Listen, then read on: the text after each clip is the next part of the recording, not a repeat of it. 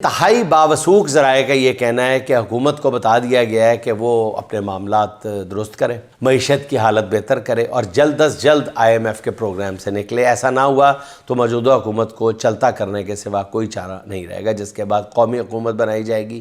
حکومت کو یہ بھی بتا دیا گیا ہے کہ الفاظ کے ہیر پھیر سے، اعداد و شمار کے گورکھ دھندے سے کام نہیں چلے گا۔ زمینی حالات بہتر نہ ہوئے تو اس سیٹ اپ کو مزید چلانا ممکن نہیں رہے گا۔ ذرائع کا کہنا یہ ہے کہ مریم نواز کے جہاز کی خریداری اور اس پر اٹھنے والے اخراجات نے پوری نون لیگ کو اتنا ڈیمیج کیا ہے کہ شاید اس سے پہلے ایسا کبھی نہ ہوا ہو۔ معروف صحافی محمد مالک نے جہاز کی خریداری پر نہایت عمدہ رپورٹنگ کی ہے۔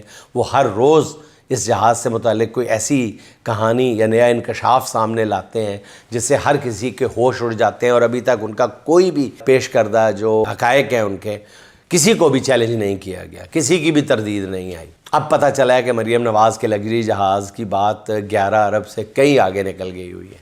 جہاز کے پائلٹ اور کو پائلٹ دونوں غیر ملکی ہیں۔ ایک پائلٹ کی تنخواہ $32,000 ہے اور دوسرے کی تنخواہ $38,000 ہے۔